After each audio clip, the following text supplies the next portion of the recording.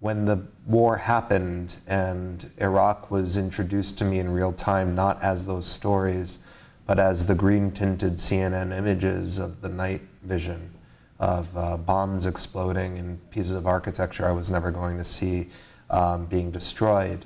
This was a very volatile moment for me. And I remember my mother turning to me as we were watching this footage and saying to me that, you know, there's no Iraqi restaurants in New York. And it was almost like the Sphinx had spoken. You know, I didn't know what to make of this riddle, you know, that there were no Iraqi restaurants in New York. Was she saying that she wanted to open up her own Iraqi restaurant, you know, because she's an amazing cook? You know, but no, was she actually trying to point to the fact that Iraq wasn't visible in the context of the United States or even present beyond the context of war and oil? And so I recognized the fact that like this absence was meaningful. And I resurrected that story of my mother telling me this in 2003 when the war happened again. And I became more and more sort of nuanced in my approach by that point because I was older and I'd already gone to art school and graduate school, and recognized that in cultures or countries like France, you can't walk very far in Paris without coming across a North African market or North African restaurant. And so the cultural puncture that happens as a result of war or colonizing or occupying tends to seep the other way as well. And so I almost felt like as a kind of resistance to the war, America should have an Iraqi restaurant at every corner. And so I started to think about my mother's words. I started to think about this one moment that I remembered on September 14th, 2001, when I went downtown for the first time after the attacks of September 11th and saw a line of people outside of Khyber Pass restaurant, and saw this line of people that was 2 blocks long, and thought that they were waiting online to give blood or to give boots to the rescue workers, but no, they were online to get into this Afghani restaurant and to support this family that owned the restaurant. It was the only gesture they could think to do, you know, and it was very beautiful. And so I thought that the frame of making this culture visible through food and through the conversation that happens when you get a public together as they're making something together, then that would allow for people to speak fearlessly about the war and about the way it was making them feel.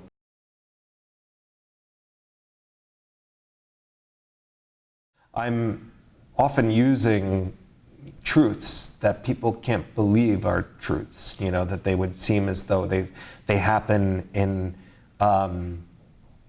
the realm of artwork that gets created under like the title of parafictions. But in fact, I've found that that without sounding too cliche, that the truth is often crazier than fiction or stranger.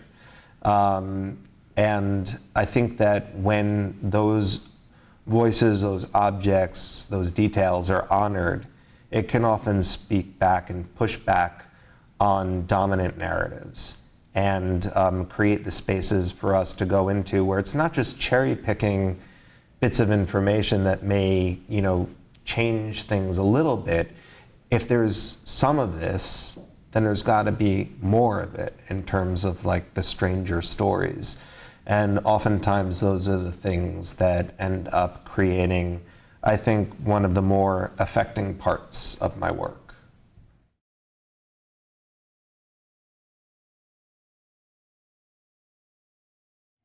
I became very interested in public art when I was in art school. It happened largely as I was becoming aware of the fact that in sculpture classes, it seemed as though the resting place for all the work we were putting into metal sculptures or wood sculptures was the pedestal or the gallery or the display case. I started to think of that as being something that was predictable and uninteresting, and I started to wonder what it would be like to camouflage it and integrate it directly into real life, directly into pedestrian traffic. And in that sense, art would invade the environment, and people wouldn't be coming to the work necessarily thinking that it was art. And I appreciate projects that resist becoming art too quickly.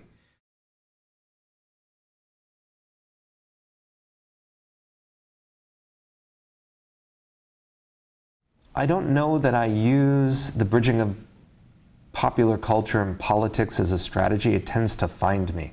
As a citizen of the world, and as somebody who grew up in the 1970s and 80s, I was inevitably drawn to Star Wars. I saw the movie in the theaters at the age of 3 or 4 years old, and it impacted me forever.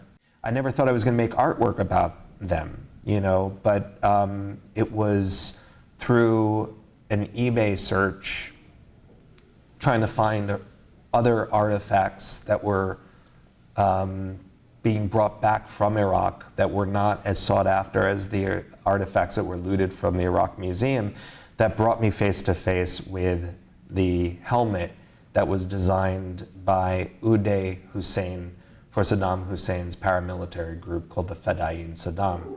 And it turned out that he and Saddam were huge Star Wars fans, and that in the 1990s, after the first Gulf War, had decided to outfit their elite troops in a helmet, or with a helmet that was cast directly from a Darth Vader costume helmet.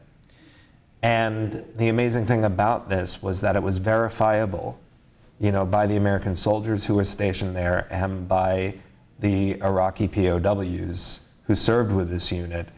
And it was not even a ballistic-proof helmet.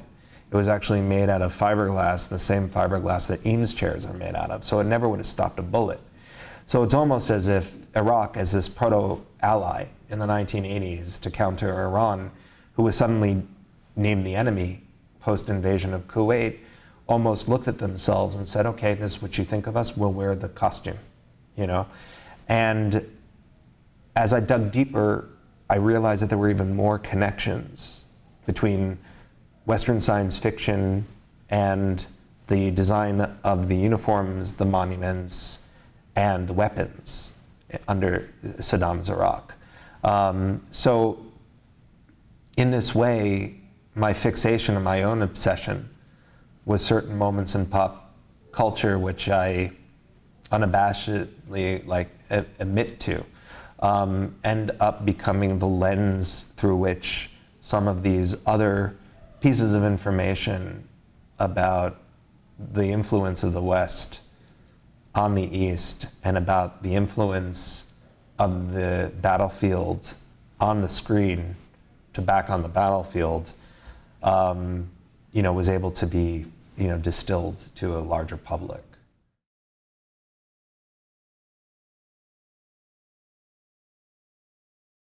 I think about my work situated in museums the same way that I think about public space. I see museums as an extension of yet another public space.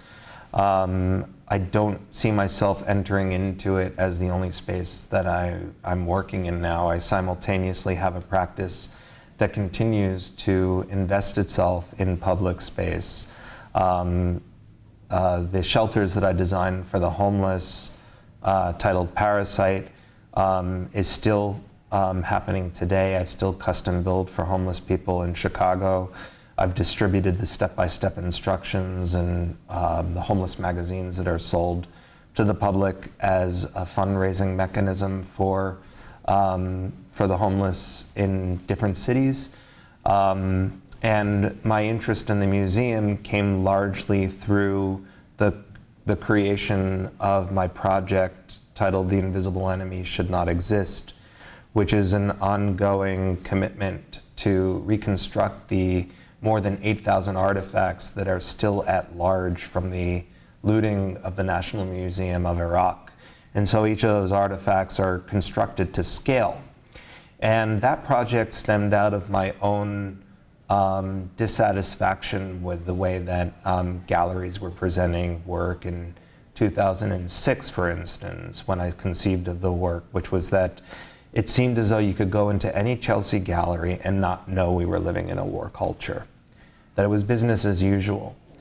And I was represented by a gallery, so I had to embrace my own contradiction and privilege, and decided to regard the gallery in the same way that I would regard a public space, as a site-specific artist. And so I thought about the fact that it was the existence of a market, an antiquities market, that enabled the museum to be looted in the first place. And it was the existence of a contemporary art market that was forcing my hand to create works that could then be sold. My idea was to kind of create an object that would implicate the collector in its purchase and would look back at an American public, not as a kind of admonition, but as a presence, as a haunting. So these doubles of those artifacts appear, and they appear as an apparition that makes eye contact with the viewer directly.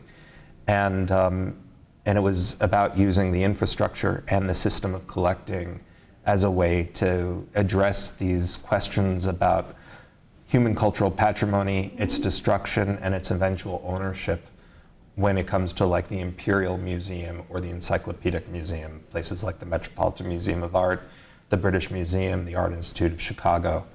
And so it's been really rewarding for me when I've had the work end up in collections like the British Museum, and they exhibit the work of the reconstructions alongside their original Mesopotamian artifacts, and the tension that's created there is the same kind of tension that I'm looking to create on the streets. So it's just another site.